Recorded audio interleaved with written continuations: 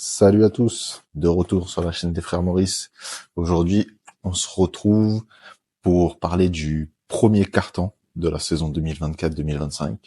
Comme vous avez pu le voir, comparativement à l'année dernière, on vous a pas fait de halftime qui sortait tous les 15 jours parce que c'était peu digeste. Mais malgré tout, fallait quand même qu'on revienne sur ce qui se passe sur ce premier quart, en tout cas, de saison. Et du coup, vous l'aurez deviné, il y aura un deuxième quart-temps, un troisième quart-temps, un quatrième quart, et peut-être un overtime pendant les playoffs. Peut-être. Sait-on jamais. Qui 85 matchs cette saison. On ne sait pas. Il ne s'arrête plus, comme il y a des matchs dans tous les sens. En tout cas, on se retrouve tout de suite pour en parler.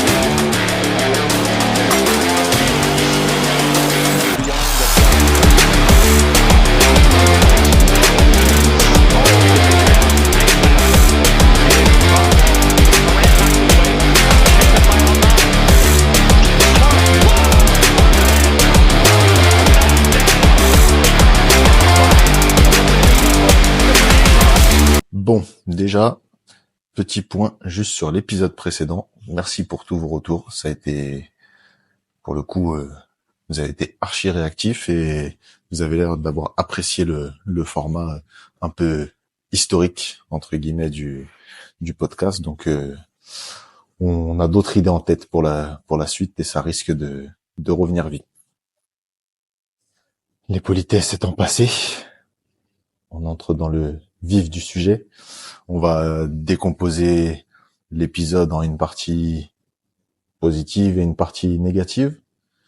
Et je te laisse le choix de par quoi tu veux commencer. Est-ce que tu es d'humeur positive ou est-ce que tu es d'humeur négative après 20 matchs, un peu plus de cette saison NBA?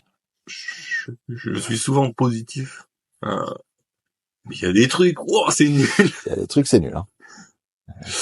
Donc, en vrai, on peut alterner pour éviter justement de faire un peu trop rébarbatif et tout dire qui ne va pas. Un tunnel négatif et un tunnel positif. Voilà.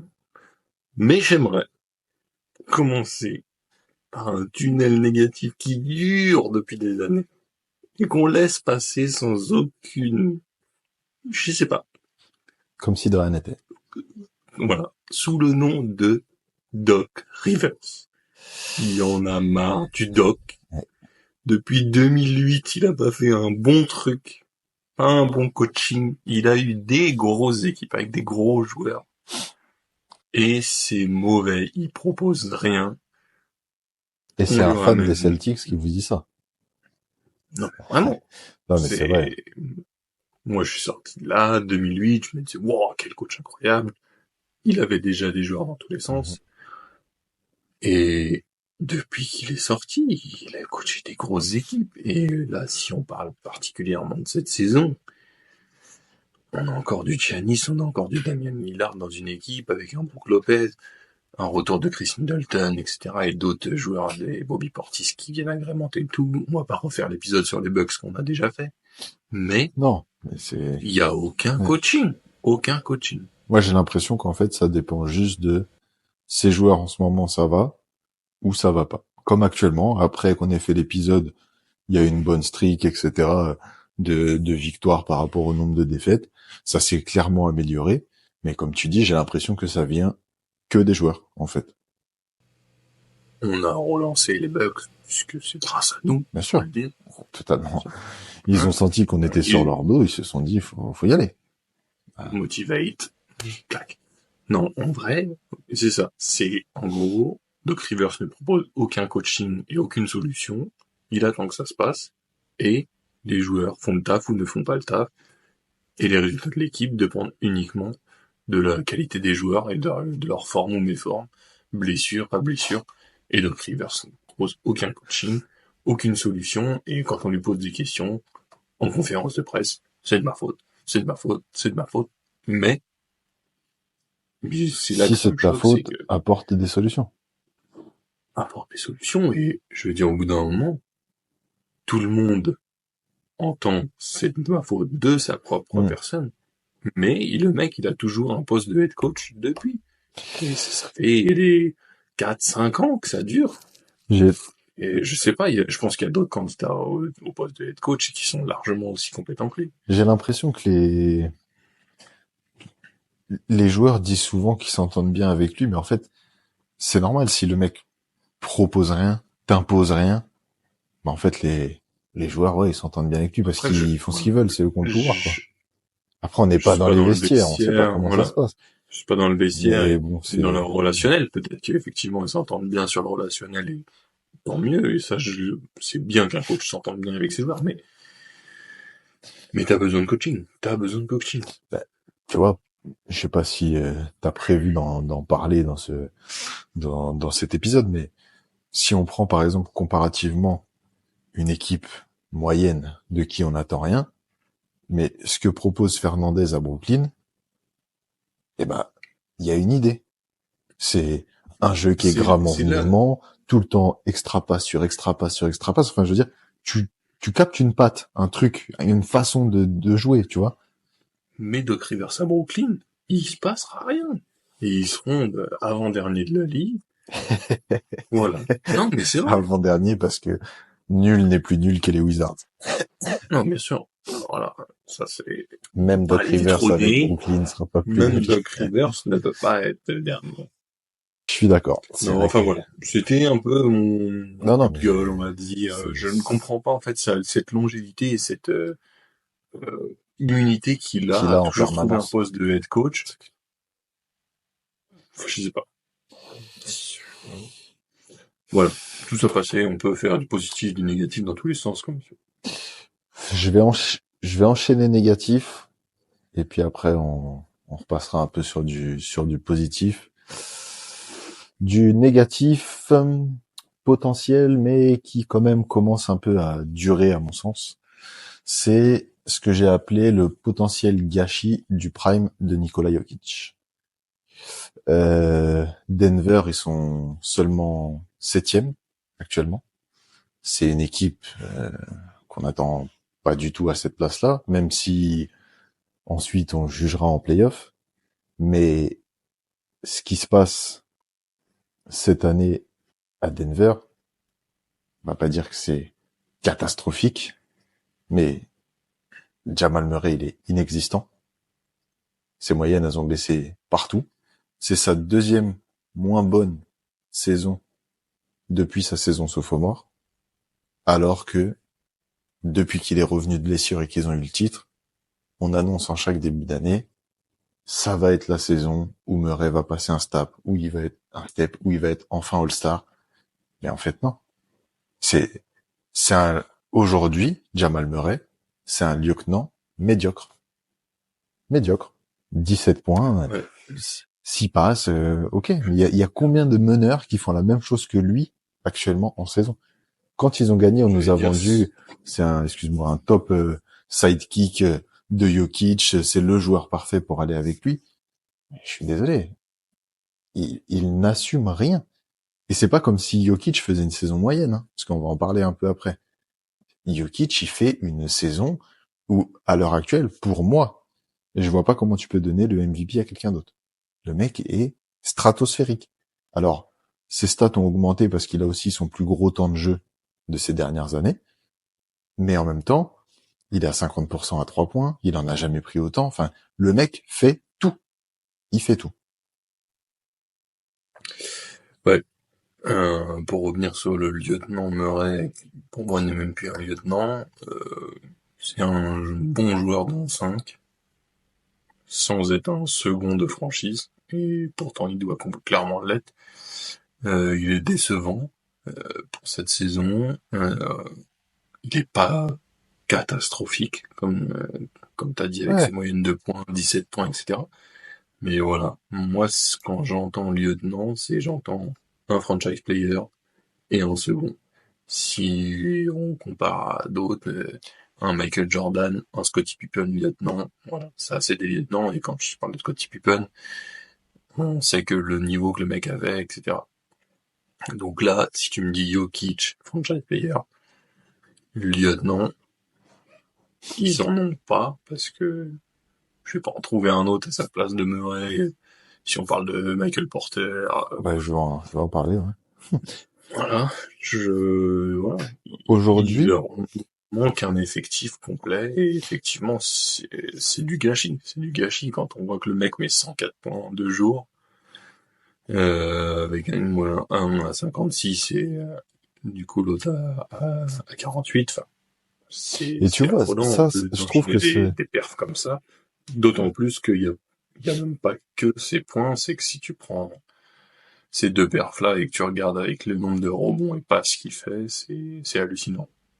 et en plus de ça, je trouve que, alors, il y a deux choses. Au-delà du fait qu'il y ait son record de points en carrière qui est dans une défaite, donc ça veut dire que le mec met plus de 50 points, il perd. Mais en plus de ça, on sait que Jokic, c'est pas son jeu de jouer comme ça. Premier abord, c'est normalement un mec qui fait jouer son équipe. Il met des points, il score toujours. Mais là, tu vois qu'il a la responsabilité du scoring complet. Aujourd'hui, je sais pas, peut-être que les gens vont dire que c'est, c'est trop. Mais je vois pas, par exemple, en quoi Jamal Murray, aujourd'hui, il est plus important qu'Aaron Gordon. Non, clairement pas. Dans le Moi, fonctionnement de jeu,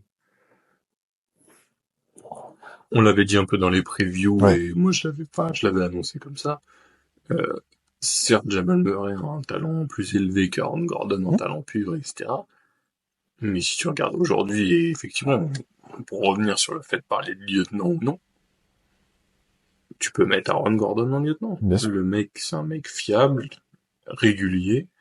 Après, on sait qu'on va pas en attendre non plus un Je vais pas fondement attendre. En d'une fait, franchise. je trouve Mais qu'il en tout cas, en correspond termes de mieux à ce qu'on attend de lui. fiabilité, Il remplit c'est plus ça. sa mission. Tu vois, lui au moins son Il remplit rôle, plus il sa l'assume. mission et j'ai pas les contrats exacts en tête, mais à mon avis, les contrats sont beaucoup Ouais, plus cohérents avec Aaron Gordon qu'avec un Jamal c'est Murray. clair. Ah, de toute façon, Murray lui avait donné un max, donc bon, voilà. Euh, Au-delà de ça, on va en parler rapidement. On va pas faire tout un podcast sur Denver, mais juste deux trois choses pour avancer un peu tout ça. Michael Porter Jr. fidèle à lui-même, instabilité totale. Un match contre Memphis, il va mettre 24 points. De nouveau contre Memphis, il va mettre 10 points. Donc, enfin voilà, le mec est dans l'irrégularité comme d'habitude. Ça c'est au moins là-dedans, il est fiable. Je sais que tu t'attends toujours à ça. Et juste pour appuyer un peu ce que je disais sur le fait que Jokic est vraiment laissé à l'abandon, la dernière fois, il y a une stat qui est passée pendant un match où c'était incroyable. J'essaierai de vous mettre la photo en insert au montage. Euh, les Nuggets avec et sans Jokic. Offensive rating, premier avec Jokic, 30e sans Jokic. Net rating, premier avec Jokic, 29e sans Jokic. Le fil gauche pourcentage, donc le pourcentage au shoot global, premier avec Jokic, 30e sans Jokic, 3 points, premier 28, et les assists en ratio avec le turnover, premier avec Jokic, 28e sans Jokic sur le terrain. Tu peux pas avoir un joueur all-time comme ça, qui va faire partie du débat des 3, 4, 5 meilleurs pivots de tous les temps, pour parler que de pivots, et ne pas l'entourer. C'est pas possible de laisser ce truc-là. Parce que là, on va pas se raconter d'histoire. Cette équipe-là, elle arrive en playoff. Il n'y a pas non plus 50 personnes devant qui elle va être favori. Alors qu'à un moment donné, euh, ça devrait être leur statut aujourd'hui. Tout le monde devrait avoir peur de jouer les Nuggets. Il devrait, mais avec une équipe pareille, c'est un peu une nouvelle fois ce qu'on avait dit dans les previews, c'est que ils ont perdu des sous-lieutenants, Ouais. je sais pas comment on peut appeler ça, mais quand on disait les pertes de Caldwell Pope, les choses comme ça, Pas qu'on veut remplacé. remplacer par des qu'on veut remplacer par des Christian Brown.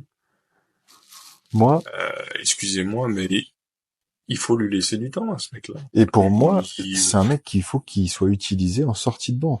C'est un bon dynamiteur en sortie de banc. C'est un des seuls joueurs des Rockets, des Nuggets qui drive, qui va au cercle. Mais en fait, il est bien en sortie de banc. Tu vois? J'ai presque envie de dire, il fait partie un peu des seules satisfactions, avec quelques matchs de Russell Westbrook aussi où il a été intéressant. Westbrook n'est pas le plus à critiquer, je pense. Complètement. Je suis grave d'accord. Franchement, on, de ce qu'on peut, à mon sens, attendre de lui aujourd'hui, Ah, je suis d'accord. j'ai rien à redire de particulier sur Russell Westbrook. Et certes, il y a des matchs où il passe un peu au travers et tout. Ça Mais reste en Russell attendant Westbrook. Mais sinon, de sa venue, voilà, c'est une bonne son venue. costume est à sa taille. C'est un bon sixième Ouais. homme. Rien à lui reprocher de particulier, etc. Après, Non, une nouvelle fois, effectivement, si on parle de MVP, bon, de toute façon, il y est depuis le début de la saison en tant que numéro un sur potentiel MVP de la saison régulière, et ce sera tout à fait mérité de toute façon s'il continue sur des hmm. bases comme ça. Après, on peut s'interroger sur le classement général de l'équipe, mais en fait, quand tu vois que le mec est leader de toutes les stats, et que de toute façon, si tu, en plus de ça, tu retires Jokic de cette équipe, bah, elle est C'est dernière terminé. de la ligue. Ouais. Et donc, en fait, c'est là aussi où c'est difficile de prendre, de mettre complètement, enfin, de mettre comme atout majeur le titre de MVP parce que le mec a une équipe qui est bien classée. Au bout d'un moment aussi, je pense qu'il faut relativiser et voir le niveau du joueur en lui-même Voilà, la et voir ce qui définition l'entoure. même Donc, du mot voilà. valuable, en fait, par rapport à ce qu'il apporte à son équipe. Mais ouais, en tout cas, il va falloir réagir. Après, ce qui peut être un petit peu rassurant, c'est qu'on commence à entendre des rumeurs où ils disent qu'ils sont en train de chercher de quoi le renforcer de renforcer l'effectif avant la trade deadline, etc. J'espère que ça sera fait. En attendant, ils voulaient pas non plus dépasser certaines taxes, etc. Donc, à voir jusqu'à où ils sont capables d'aller. Mais ouais, j'espère qu'on va pas assister effectivement à un gâchis des meilleures années d'un tel joueur parce que, enfin, ce serait vraiment passer à côté de quelque chose, surtout pour une équipe comme Denver qui ne retrouvera pas un tel joueur d'ici demain. Pas dans les années à venir, C'est c'est clair. clair. Du positif? Positivement. Allez. Moi, j'aimerais parler vite fait de notre Frenchie Victor Wembanyama. Euh, on s'interrogeait déjà à son arrivée en NBA sur son réel potentiel, même si, bien sûr, il a mérité d'être premier de draft et de continuer comme ça. Il a confirmé sa première saison rookie. Moi, ce qui me plaît, c'est qu'il confirme de nouveau euh, cette saison, avec en plus de ça beaucoup plus de matchs gagnés. J'ai plus la stat exacte, mais ils sont déjà à plus 10 par rapport à l'année dernière, juste comme ça. Ou Mhm. certes, la venue de Chris Paul, je pense qu'il l'a arrangé, il fait pour beaucoup. Clairement. Mais voilà, c'est de manière générale sa confirmation. Des meilleurs choix dans le jeu, meilleure réflexion. Il a 20 ans, voilà. De la capacité et du QI basket, il va en acquérir beaucoup plus dans les années à venir. Surtout en côtoyant Chris S'adapter Paul tous les jours. voilà, en s'adaptant au jeu, etc. Mais en plus, on sait qu'il n'y a pas Popovic qui est pour des raisons de santé, Ouais. donc même s'il y a tout un coaching staff qui le suit de manière générale, J- mais du mieux pour, enfin, une confirmation pour ouais. Wemby et du mieux pour les Spurs, donc franchement, J'ai, mérité. j'ai presque la sensation que l'arrivée de Chris Paul est encore plus importante avec ce qui arrive malheureusement à Greg Popovich. Ouais, parce que Parce que un du coup, ancien, voilà. c'est lui qui va, même si c'est pas un ancien dans l'équipe, mais c'est lui un peu qui va quand même prendre les rênes et la même Bah tu le regardes hein, quand leadership en gros. tu vois les matchs des Spurs, il est clairement dépositaire du jeu et pour le coup, il fait tout pour mettre en avant Victor. Tu vois, il y a même au niveau des déclarations, je trouve, tu vois, où Victor a fait un mauvais début de saison, hein, clairement, on peut le dire, où tout le monde critiquait ses choix de shoot à 3 points à outrance, etc.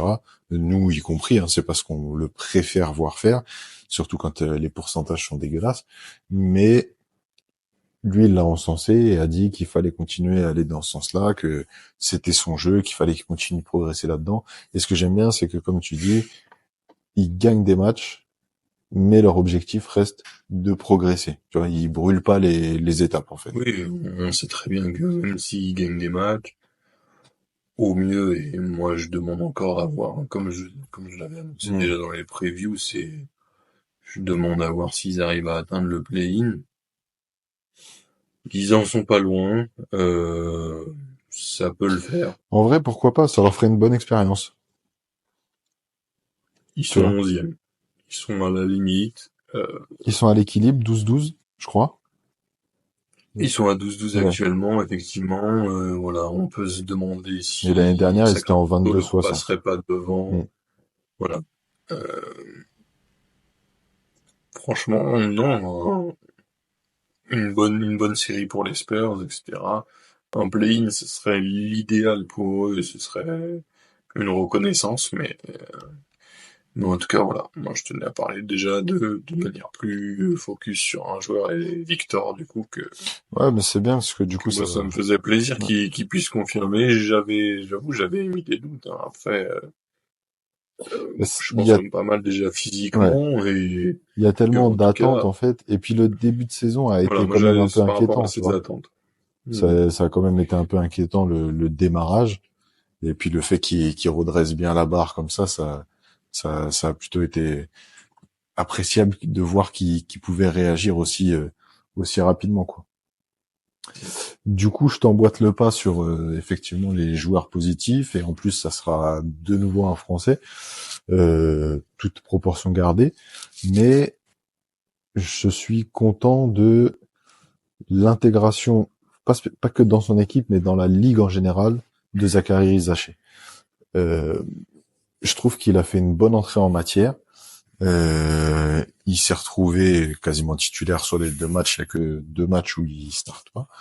Mais c'est pas forcément flamboyant au niveau des stats, etc. Il est à 11 points et quelques, enfin voilà. Mais je trouve que dans le jeu, tu le sens. Alors bon, il l'a dit lui-même. euh, En France, c'était un bête d'athlète. En NBA, c'est un athlète entre guillemets, pas lambda parce que il est quand même un peu au-dessus d'îlot, mais c'est un athlète correct. Mais je trouve que son jeu s'est archi bien adapté euh, à la façon de jouer NBA. Et ce que j'aime bien, c'est que tu le vois jouer avec de la confiance. Alors après, c'est aussi sûrement aidé pour le coup. Pour une fois, on peut lui tirer notre chapeau à Trae Young qui fait régulièrement des déclarations où il l'encense et où il dit que c'est une bonne pioche, que ça va être un super joueur, etc. Il le cherche lui aussi pas mal sur des actions sur le terrain et tu vois que l'ensemble de l'équipe lui fait confiance parce que même quand il shoot à 3 points, il a un pourcentage un peu dégueu à 3 points, etc. Mais en tout cas, il les prend et on sent qu'il n'y a pas de t'as pas de mauvais gestes d'humeur des autres qui se disent ah pourquoi il prend ce shoot, etc. Non, c'est vas-y, joue. Et en plus de ça, il tombe dans une équipe d'Atlanta qui fait un début de saison correct, où il y a des joueurs un peu qui pas qui émergent, mais qui confirment et puis qui trouvent leur place avec des mecs qui défendent comme Tyson Daniel, etc. Où il y a un projet enfin un peu plus clair autour de Kongu. On avait dit qu'on avait des doutes sur le fait que ça se mette en place parce que on avait l'impression que ça faisait des années que ça stagnait et qu'on parlait de ces projets-là, mais que rien changeait. Est-ce que c'est peut-être la bonne année? Est-ce que l'arrivée de Rizaché a aidé à enclencher ce truc-là? En tout cas, je voulais saluer son intégration dans la ligue et encore plus parce que c'est un Français, mais je trouve qu'il s'est bien adapté. Ouais. Moi, je mets un bémol, enfin, ce que tu dis, effectivement, de manière générale, voilà, il s'est adapté à l'équipe, il joue, il a un temps de jeu satisfaisant, dans le sens bémol, parce que c'est un numéro 1 de draft. Après, est-ce que ça en fait de lui un mauvais joueur, un mauvais rookie parce qu'il a été justement numéro 1? Je pense pas. De toute façon, on l'a plus ou moins dit déjà, il a été numéro 1 parce que cette draft ne semblait pas C'est ce que j'allais te dire. En fait, extraordinaire moi, et moi, je trouve que c'est je pense qu'il faut pas satisfaisant. attendre un Voilà. numéro 1 comme LeBron ou comme Non, pas Wemby du tout. On n'est pas du ou tout des trucs sur. comme ça. Mais Oui, après, de manière globale, oui, c'est tout à fait Mm, mm. satisfaisant. Les Hawks jouent mieux. Trae Young s'adapte mieux, effectivement, avec cet effectif, je pense. Après, quand tu dis la bonne année, qu'est-ce que ça veut dire? Moi, c'est ça qui me fait La un bonne année peu pour Atlanta, peur. hein. Oui, oui, oui, mais c'est ça que je veux dire. Mais Mais la bonne année, pourquoi? Pour jouer le play-in ou être en play-off direct, je pense que ce sera, voilà. Mais pour moi, ils font rien d'exceptionnel de manière générale. Après, oui, c'est sûr que par en tout cas, rapport à moi, ce ils qui font était mieux que ce attendu, que ils je feront pensais. pas une mauvaise année. Ouais. Voilà, non, non, ça je suis d'accord. Moi, je les aurais mis beaucoup plus bas Ouais. qu'actuellement. Ils sont septième à l'Est Ouais. avec 13-12. Bon, c'est tout à fait propre. Voilà, il y a pas de critique particulière à faire à Atlanta. Euh, Malgré mon amour pour Trae Young, effectivement, le mec, il met du jeu, enfin, il met en lumière Atlanta, etc. Et c'est un peu cette guéguerre est là. Par contre, on va reparler, enfin, je vais vous reparler de la NBA Cup, en tout cas pour ma part, de tout à l'heure dans les points négatifs, mais Trae Young qui va jouer contre New York là en quart de finale de NBA Cup, moi j'ai envie de voir ça. Même ça, j'ai coché. D'accord.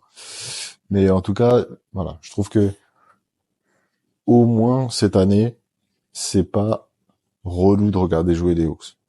Au moins, tu vois. Ouais, il y a du jeu, il y a pas, voilà, c'est une adaptation et clairement, enfin de toute façon là c'est aussi tout à fait le cas avec leur recrutement, c'est une construction d'effectifs de la part des Hawks, c'est une construction d'effectifs D'une équipe qui moyenne. fonctionne puisque Voilà. voilà les septième à Ouais. l'Est, il n'y a pas grand-chose à leur reprocher avec l'effectif qu'ils ont.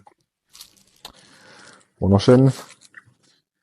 On enchaîne du coup sur la NBA Cup, puisque je viens de faire des petites allusions. Euh, Moi, je les ai mis dans j'aime pas. J'aime pas pourquoi. Euh, on parle bien du premier carton, pour nous en tout cas, Mhm. du premier carton, donc le bilan de la première partie de la saison de la NBA. J'aime pas pour la première raison, c'est que c'est horrible à regarder sur ces parquets merdiques.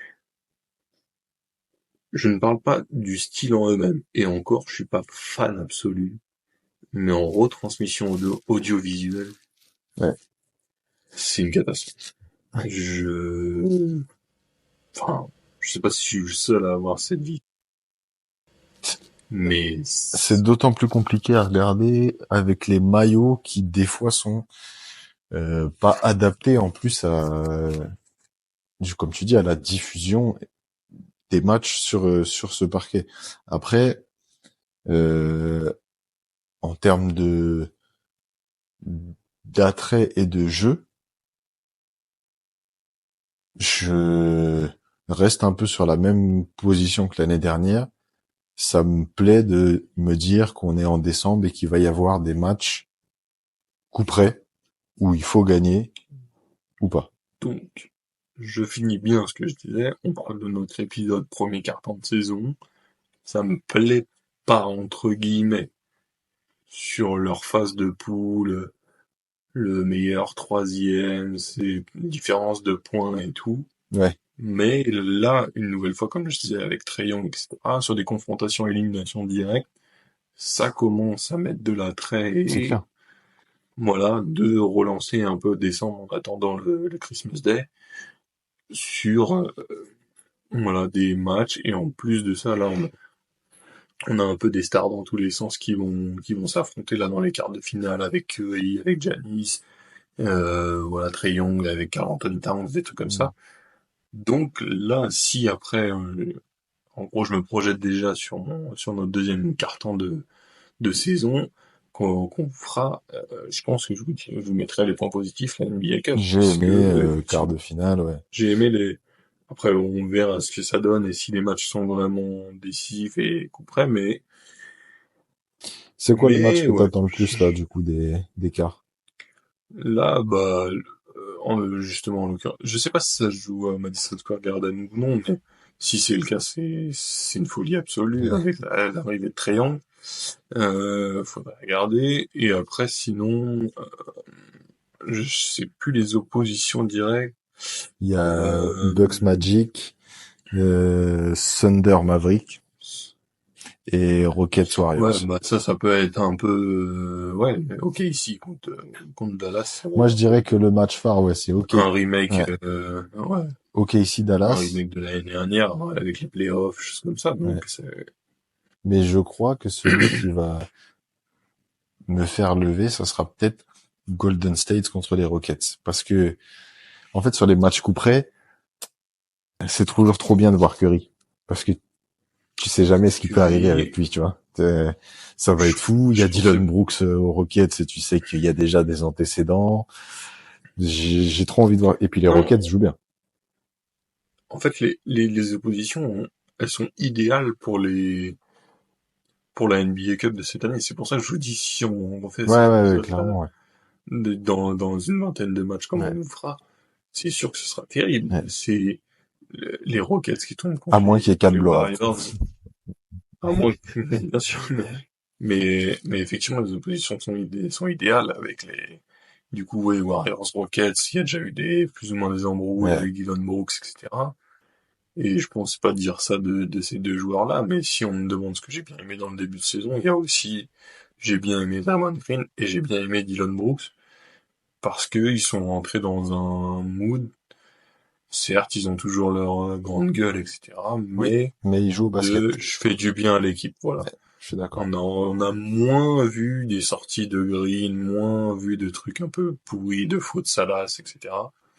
Et ils rentrent dans l'effectif avec je suis là pour supplémenter, enfin, aider Curry à gagner des matchs, et voilà, même on le voit j'avais plus vu Green faire ça depuis, je sais pas, depuis le début de sa carrière, je crois, le gros dunk Le qu'il fait en dunk fin de en fin match. de match, ouais. Dunk décisif. Ouais. Enfin, voilà. C'est Dylan Ah, je suis Brooks, d'accord sur ça. ça rentre dans l'effectif des Ouais. Rockets, ça fit parfait, et si on continue là-dessus, moi, c'est un truc que j'avais mis dans ce qui me plaît dans ce début de saison, c'est les Rockets Ouais, de ouf. de manière Ouais. générale. Et je suis content de ça en plus parce que ça vient confirmer ma preview qui n'avait pas fait l'unanimité à chaque fois. Si vous allez voir, j'avais mis les Rockets 8e. On m'avait regardé comme si j'étais un extraterrestre. En attendant, ils sont 3e. Je ne dis pas qu'ils vont finir 3e, mais Mais en tout cas, il y a de la confirmation. ouais. Et puis Et il y a beaucoup de choses qui sont plaisantes chez eux, tu vois. Là, ils ont confirmation d'Ime Udoka, de ça ouf. c'est parfait. On sort Doc Rivers. Vous voyez, ça c'est du coaching. Ouais. Il y a eu Udoka qui n'a pas de joueur extra. Il y a des très bons joueurs, hein, Oui, mais bien sûr, qui mais n'a pas de star absolue reconnue. Et il y a un travail de coaching.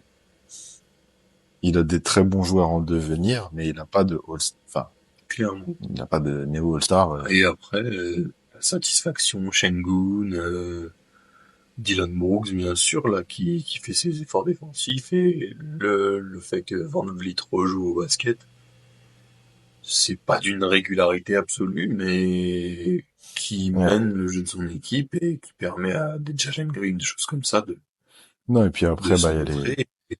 il y a ce qu'ils ont appelé les Terror Twins, là, cette année, avec, Amen Thompson et Tyree Eason, qui sont qui font des défenses de ouf et qui, du coup, génèrent des points en contre-attaque, à gogo et enfin, Franchement, si vous c'est, n'avez pas encore regardé les Rockets c'est cette année, trop, ce que genre, j'allais te dire, c'est trop bien à regardez un regarder match, hein. jouer. Regardez un. Ouais, ça envoie des contre-attaques à toutes balles, etc.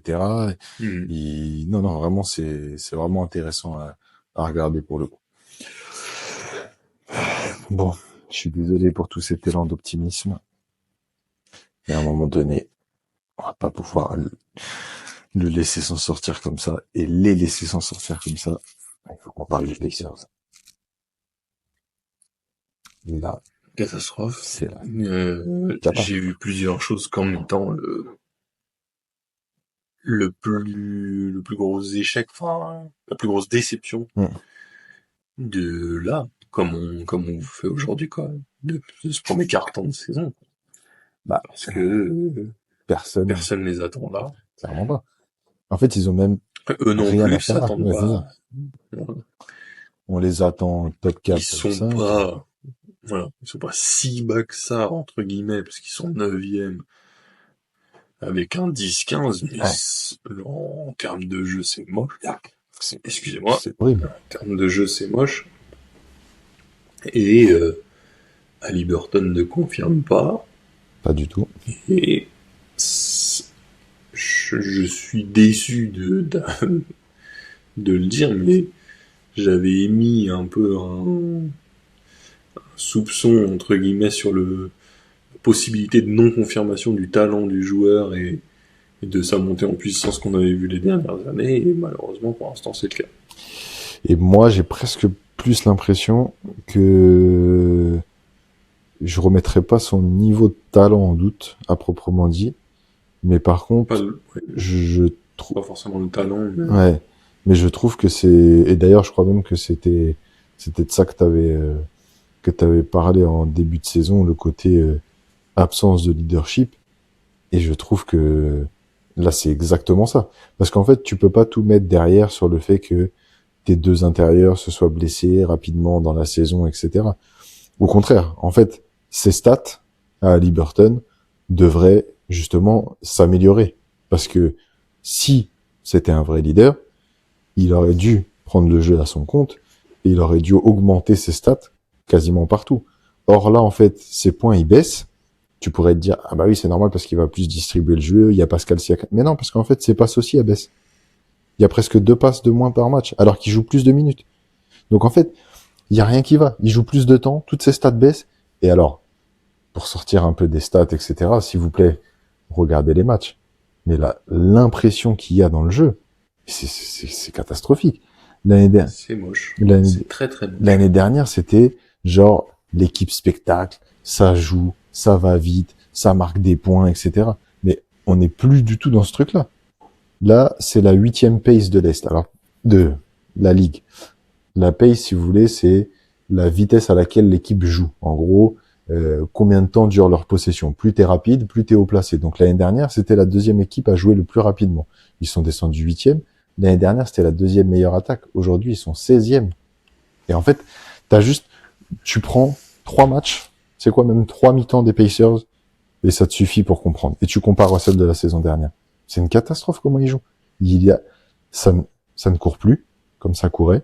Et en fait, tout ce truc-là, cette façon de jouer, et d'ailleurs on l'avait un peu dit l'année dernière, toute cette façon de jouer mettait en avant le talent à Haliburton, mais c'est aussi lui qui générait cette façon de jouer. C'était les deux, c'était un cercle vertueux. Là, ça va pas du tout. En fait, lui est complètement à côté de ses pompes. Du coup, l'équipe ne joue pas avec son style de jeu habituel et il ne se passe rien. C'est catastrophique. Et le pire, c'est que, ça t'en avais un peu parlé aussi, il y a des trucs que j'aime pas dans sa mentalité. Il y a des trucs où tu le vois flexer alors qu'il est dégueulasse depuis le début. Ferme-la. Joue. Moi, c'est ce qui me faisait Voilà. peur. Joue. Clairement, c'est que je trouve... Alors, je sais pas si on peut parler de grosses têtes, choses comme ça, mais comme il était devenu All-Star, etc., je sais pas, j'ai senti un...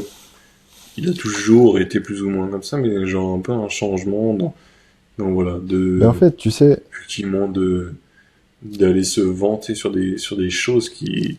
Alors que, voilà, tout le reste du match, c'est crado, et en plus, tu vas quand même perdre le match. Tu ne peux pas parler, déjà, tant qu'il n'y a pas de victoire au bout. Je sais pas. c'est un peu comme tout. Quand t'es arrogant, sourire, machin, etc., c'est stylé de ouf quand ça fonctionne. Mais en fait, quand ça marche pas, et tu peux pas garder cette attitude-là parce que du coup, t'es ridicule en fait.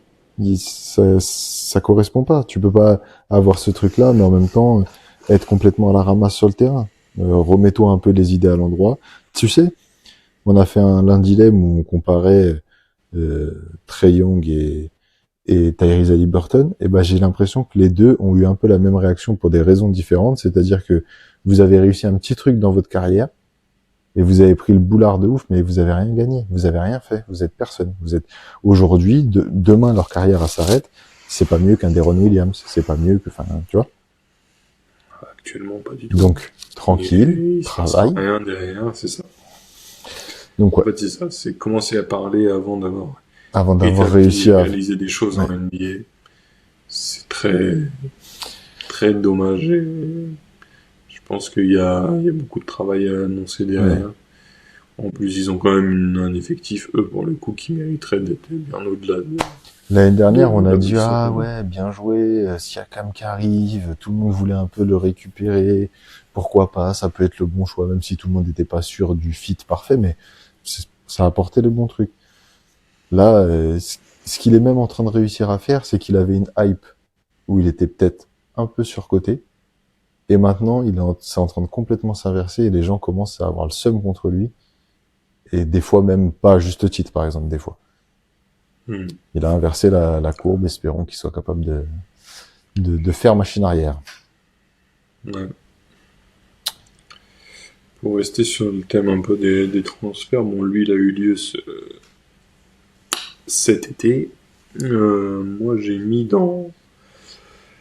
Alors, je vais essayer de m'expliquer parce que j'ai mis que j'avais pas aimé, du coup, effectivement, ce premier carton de saison avec l'échange Towns et Randall, parce que ça a été un gros sujet de l'été, en tout Mhm. cas. Tout le monde attendait beaucoup de choses pour l'un et pour l'autre. Moi, enfin, toi et moi, je crois qu'on l'avait un peu annoncé comme ça sur un deal gagnant-gagnant, en fait, sur cet Ouais. échange, l'arrivée de Towns à New York, parce que Randall, de toute façon, ça ne fonctionnait plus dans Mhm. l'effectif, et sur le fait que Randall pouvait compléter l'effectif de Minnesota. Pourquoi je mets dans j'aime pas? Alors, je me base vraiment effectivement sur les une vingtaine de premiers matchs de début de saison. Euh, pour commencer par Towns, ça fonctionne pas encore assez bien. Alors après, dans ce que je viens de dire là, déjà, quand je dis pas assez bien, je m'entends parce que New York n'est quand même quatrième et on va pas critiquer leur position actuelle, mais euh, ça pourrait mieux marcher. Et après, donc, comme je vous dis, je le mets maintenant, mais ça commence à mieux marcher déjà, je trouve. Et j'en arrive presque à me contredire d'ores et déjà en me disant que ça va mieux fonctionner dans le reste de la saison. Après, pour revenir sur le cas de Randall en lui-même, euh, il y a eu des perfs, il y a eu des buzzer beaters, mais malgré les stats qu'il a, je trouve qu'il n'a pas un impact comme il pourrait avoir et il n'arrive pas à mettre Minnesota dans un niveau au-dessus que lorsqu'il y avait Towns. Ouais. Et de manière si on étale le transfert, parce qu'il n'y avait pas eu que lui, Mhm. et moi c'est celui qu'à la limite que j'attendais le plus, c'était DiVincenzo à Minnesota. Quand je l'ai vu arriver, je me suis dit là ça va fonctionner. Et à la limite c'est même lui la plus grosse déception de ce transfert. Moi, tu vois, c'est marrant parce que dans les j'aime pas, j'ai mis le début de saison des Wolves, en fait, au global. Un peu comme tu dis, parce que bah, en fait, ça se ressent sur sur l'ensemble, je trouve, de l'équipe. Euh, Il y a plusieurs choses. La première chose qui me vient à l'esprit quand je pense aux Wolves, comparativement à l'année dernière, c'est que on retrouve pas cette grinta défensive qu'ils avaient. C'était leur marque de fabrique. C'était une équipe que tout le monde disait physique, assez relou d'aller jouer contre eux parce que tu te fais masser toute la soirée, etc. Et personne était content d'aller jouer ce match-là. Ils défendaient de ouf. J'ai pas regardé si du coup au niveau des defensive ratings ça a beaucoup changé par rapport à l'année dernière, mais en tout cas le ressenti visuel, je trouve que c'est quelque chose. Il y a des matchs qu'ils ont perdus sur de la défense vraiment. Euh, il y a eu déjà plusieurs sorties médiatiques depuis le début de saison de la part d'Edwards, de la part de Gobert, etc., où ils disent ça défend mal, c'est pas bon, ces trucs. Il y a eu plusieurs petits trucs visuels quand tu regardes les matchs où tu vois des Gobert péter un plomb parce que Randall lui envoie pas la balle, parce qu'il la garde pour lui, etc. Ok, buzzer beater, comme tu dis, il y a des matchs où il a fait gagner, mais pour moi, c'est un peu l'arbre qui cache la forêt. À l'inverse, pour finir de répondre à tout ce que tu venais de dire, je suis d'accord sur le fait que les Knicks, ça pourrait être mieux. Cependant, je trouve que eux, ils sont dans un rythme, bon déjà comme tu l'as dit, qui tend à s'améliorer, et je trouve que eux, ils sont dans un engrenage positif, et en fait, eux, je me dis qu'ils sont dans un timing normal d'une équipe qui a eu un gros transfert, qui a changé sa façon de jouer, et qui en plus a eu Mitchell Robinson de blessé dès le début de saison, et qui a dû un peu peut-être changer les plans qui étaient prévus. Et pour le coup, je trouve que Towns a été peut-être moins flamboyant dans le sens il n'y a pas eu de buzzer beater, même si là les derniers matchs, mais c'est arrivé après le premier quart-temps comme on l'a appelé, euh, donc après les 20 premiers matchs. Et il y a eu quelques points clutch, mais pas de buzzer beater, etc. Ça a été un peu moins clinquant, mais par contre je trouve que il est déjà mieux intégré dans l'effectif. Au début de saison, on dit que c'est un win-win. Aujourd'hui, pour moi, je trouve que New York a remporté le trade assez facilement. C'est beaucoup dire. Clairement, et c'est là que j'ai essayé d'être clair dans mon explication, c'est que j'en viens presque à me contredire directement dans le sens où je pense que Towns tend complètement à une Ouais. bien meilleure intégration et New York de manière générale aussi a une meilleure réussite. Et effectivement, si tu prends les directives de chaque équipe, New York est plutôt en montée en puissance, alors que Minnesota, même si on va dire c'est un peu stabilisé, mais continue de descendre et c'est Et là que c'est c'est pareil, c'est dommage pas là pour qu'on eux les parce que attendait. mais non, clairement pas en termes de classement. Et même eux, une nouvelle fois, ne se mettent pas là à ce niveau de la saison. Ils sont 9e à l'ouest, alors on sait que c'est tout de suite plus dur de monter dans le classement à l'ouest avec le nombre de victoires qui est nécessaire pour remonter. C'est clair. Mais ils sont à peine 50% de victoires-défaites et c'est pas normal. Le petit,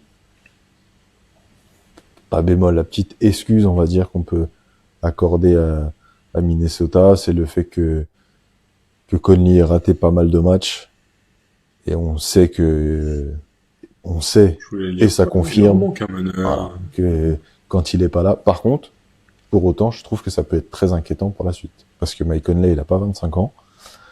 Et ça veut dire que Ah quand t'as pas de bah, meneur de eux, ce, c'est plutôt ouais. un maintenant ou jamais, parce Mhm. que Edward, ok, il est très jeune encore, il a encore une marge de progression certaine, mais si tu prends le reste de l'effectif, Conley, Gobert, tout ça, ça va plutôt tendre C'est vers un clair. déclin que vers une progression. Là où, encore une fois, pour finir le comparatif, l'équipe d'Enix est plutôt dans une bonne saison de son projet 1, qui est pas un tout ou rien pour maintenant, parce que bon, les joueurs sont sous contrat, ça avance plutôt dans le bon sens, et la dynamique est meilleure, en tout cas.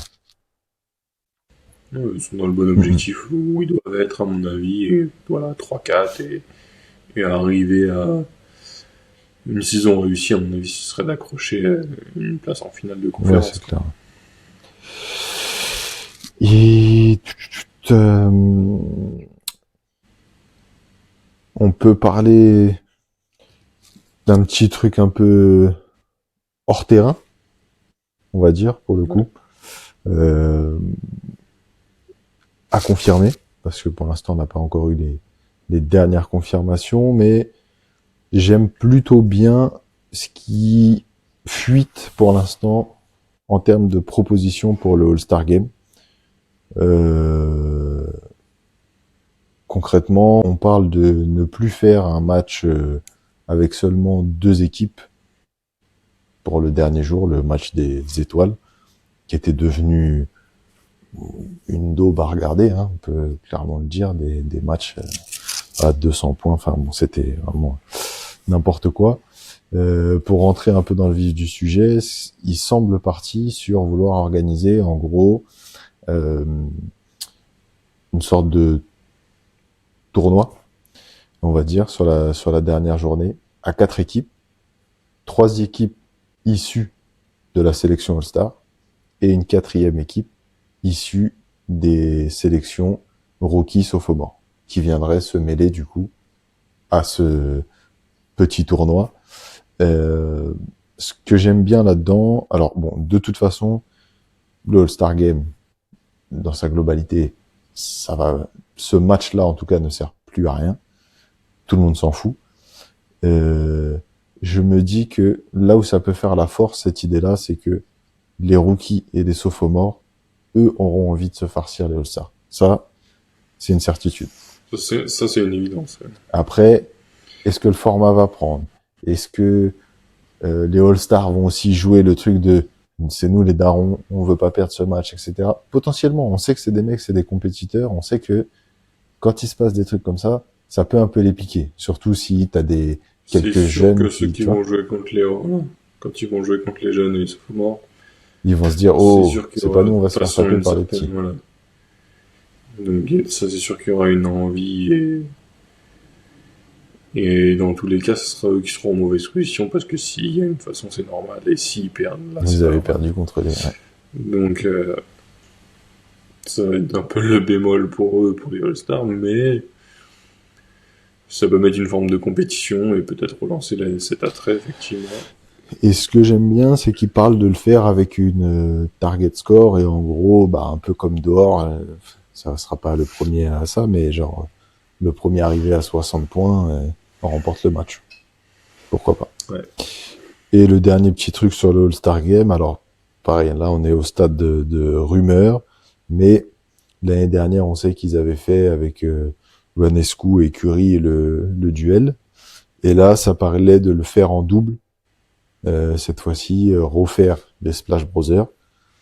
Et ensuite, contre deux joueuses de WNBA. Et j'avais bien aimé comment ça s'était passé l'année dernière, pour le coup, ce concours-là. Et je trouvais ça stylé, le fait de rassembler Clay et Curry après le transfert. Enfin, tu vois, je trouvais ça pas mal. Ça serait bien. Je sais pas si, voilà, si ça peut rentrer dans le fait qu'ils justement ils soient pas dans la même équipe.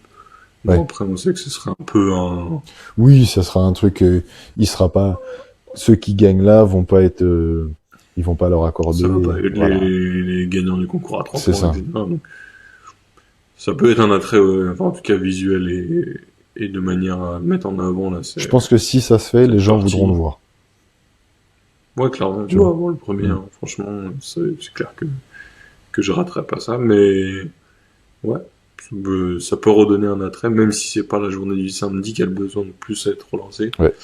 Sauf pour les concours avec de dunk. Oui. oui, je parle de manière globale, hein, mais effectivement, le concours de dame, il faudrait trouver autre chose, mais ça c'est pareil, c'est compliqué.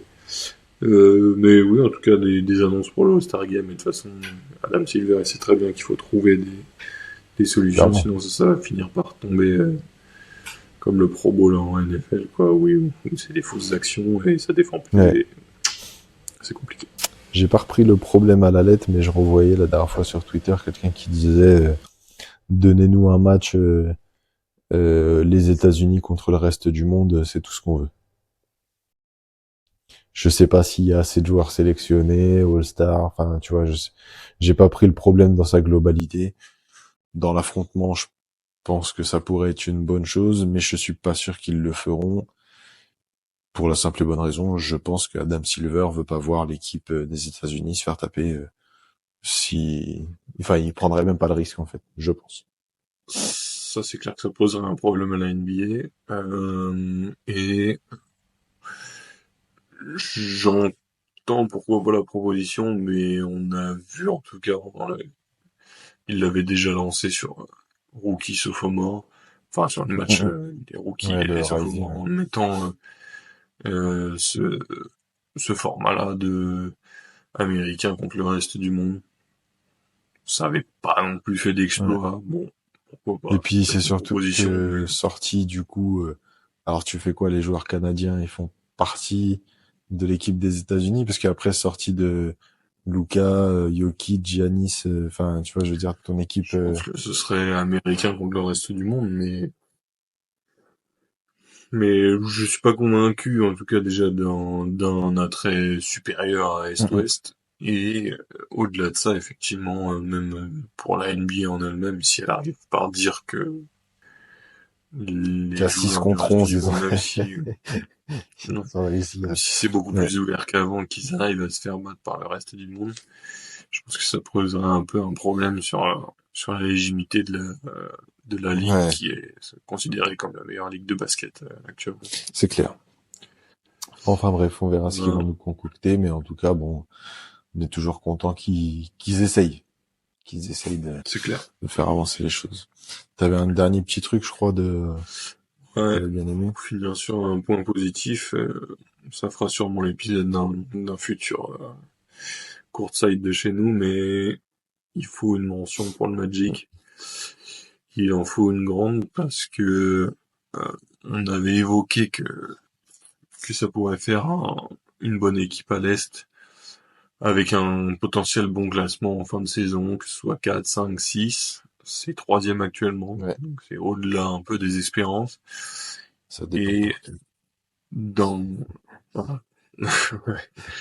Euh, et dans cette mention, préciser que Paolo Banchero a manqué énormément de matchs, Ouais, que ça gagne quand même, et une nouvelle fois plus précisément, il a été récompensé et en même temps ensuite mis sur l'infirmerie, donc c'est dommage pour Franz Wagner. Il a été récompensé en étant meilleur je joueur vois. de la semaine à l'Est il y a une semaine ou deux. Ouais, Euh, donc lui, ouais, et c'est vraiment dommage parce que il partait sur une saison, je pense, en tout cas à l'Est, All-Star. enfin, Il avait clairement des chances pour l'être. Et enfin voilà, une nouvelle fois le Magic de manière générale avec Jalen Suggs, les frères Wagner justement, le retour de Banchero là il y a peu de temps, Bitadze. Bitadze effectivement qui fait du taf à l'intérieur, etc. Non, franchement c'est pareil, c'est une équipe un peu comme les Ouais. Rockets, un peu plaisante à voir, un peu avec des jeunes, etc. Et j'avoue que je les pensais playoffable directement en fin de saison, mais pas aussi haut. Ouais. Donc J'étais en train de content chercher, mais pour eux et j'ai pas retrouvé où est-ce que je les avais mis, mais je sais que j'avais mis Boston, je New crois que j'avais York, mis cinquième, sixième pour et, moi, si on reprend et moi je depuis crois le début de justement saison. qu'ils étaient pas dans le même épisode, qu'ils devaient être, enfin bref, peu importe, mais c'est vrai que avec un Banchero qui a joué que 5 matchs, euh, qui était C'est pour quasiment ça, je voulais d'autant plus les mettre en avant parce que c'est clairement leur franchise player et ouais, il était parti sur les mêmes sûrement bases, enfin même pas les voilà. mêmes bases, il était Et à 30 points de moyenne, etc. quasiment. hmm, Et Franz Wagner, ouais, du coup, qui un peu à l'orée du bois. Moi, je t'avoue que quand j'ai vu la blessure de Banchero, je me suis dit, ah, fait chier, c'est un peu la saison de la confirmation, je vois pas trop comment ils vont faire, etc. sans lui. Parce que Franz Wagner est, pour le coup, tout à l'heure on parlait des lieutenants, lui je trouve que c'est un bête de lieutenant, mais je m'attendais pas à ce qu'il soit capable de prendre le rôle de Banchero parce que c'est clairement ce qu'il a fait. Il a joué au niveau de Banchero, en fait, à presque, allez, peut-être un peu moins au niveau du playmaking, mais tout le reste, il a été clairement au niveau. Ce qui est un peu pas marrant du coup parce que c'est une blessure, mais euh, la coïncidence est à noter, c'est que c'est exactement la même blessure que Banchero. Il est blessé aux obliques du même côté et tout, je crois. Enfin vraiment, du coup c'est le même temps qui est annoncé. Et ce qui peut être dur, c'est que là il devrait jouer une semaine, 10 jours au moins sans Banchero du coup, ni Franz Wagner, parce que Banchero est attendu plutôt pour les matchs de Noël en gros, on va dire. Et du coup, Wagner va pas être là. Et là, je pense que par contre, ça va commencer à être compliqué. Après, on sait que c'est une équipe qui joue bien collectivement, mais je pense quand même que quand tes deux meilleurs joueurs sont blessés, ça se complique un peu. ils ont des ressources collectives effectivement, mais là oui, ça va chuter sûrement au classement et notamment sur les enchaînements de victoires. Après voilà, c'est pour moi une équipe qui qui a confirmé, voilà, en tout cas sur ce premier quart de saison, euh, et qui risque de confirmer dans les années à venir, un peu Ouais, ce qu'on ouais. disait, puisque là, tout l'effectif est jeune. Et en tout cas, moi, ça c'est mon ressenti personnel, et c'est ce que j'aime beaucoup, dans les effectifs comme ça, les frères Wagner, envie avec laquelle ils jouent au basket, etc. C'est un peu comme une nouvelle fois pour faire un parallèle avec du Dylan Brooks, les mecs qui vont tout donner sur le Ouais. terrain, qui vont jeter sur les ballons, etc. Même si c'est dans un autre style, mais en tout cas sur l'envie, elle y est et c'est Ah, kiffant, et encore une plaisant à fois, un peu regarder, quoi. comme aux Rockets avec Thompson et Tyrese Zone, pareil, qui c'est des Mm. mecs qui vont tout donner et tout. Et non, franchement, c'est plaisant à regarder. En plus, c'est cool quand c'est dans un projet jeune parce que bah du coup, tu te dis, il va falloir compter Tu sais qu'il y dessus. a de C'est l'avenir, ça. quoi. Bon, du coup, vous l'avez vu, on n'a pas parlé des évidences. Les Celtics vont bien. Bravo les Cavs. On aurait pu leur faire une mention, mais ils méritent peut-être un épisode complet. Ça ralentit un petit peu là, mais bon, sur le premier quart-temps, t'as déjà un 15-0, donc bon voilà. C'est excellent ce qu'ils ont fait en début de saison. Ok, ici va plus que bien. À une défense all-time, je crois que la dernière fois j'ai entendu un truc passer, genre c'est la meilleure défense depuis les Celtics de 68, un truc comme ça en termes purement de stats. Hein. Et c'est vrai que quand tu les vois jouer, ils étouffent leur adversaire. Butler, crois pas qu'on t'a pas vu. Hein. On a juste pas envie de parler de toi, mais début de saison dégueulasse. Le mec, il s'en fout. Là, il y a plus de... Tu sais, ils font la lutte contre le load management, etc. Mais moi, des mecs qui viennent jouer comme ça... Il y a eu une stat là qui est passée où, à un moment donné, pendant 6 minutes, il a fait 0-0-0, genre pas de passe, pas de shoot, pas de rebond, rien. Donc, le mec, il est venu trottiner, quoi. Il est venu courir. Je préfère jouer au domino. Ouais. Bah, il a dit, hein, c'est le meilleur joueur du monde de donner. Donc voilà. Bravo les Warriors pour le début de saison aussi. On pouvait pas parler de toutes les équipes. On a essayé de pas parler non plus que des évidences, même s'il y en a qu'on n'a pas pu éviter comme les Pacers, mais on essaiera de tourner un peu sur les cartons suivants pour pas parler tout le temps des mêmes équipes. Et il y en a, on espère qu'ils peuvent switcher d'un côté de j'aime pas, j'aime bien. Ça pourrait être une bonne idée pour certains. En tout cas, on va te retrouver très vite pour la suite. Il y a pas mal d'idées d'épisodes en cours. Peut-être un petit cadeau pour Noël au niveau des plateformes où vous pourrez nous retrouver. On vous en dit pas plus et on se retrouve bientôt sur la chaîne des Frères Maurice. Ciao.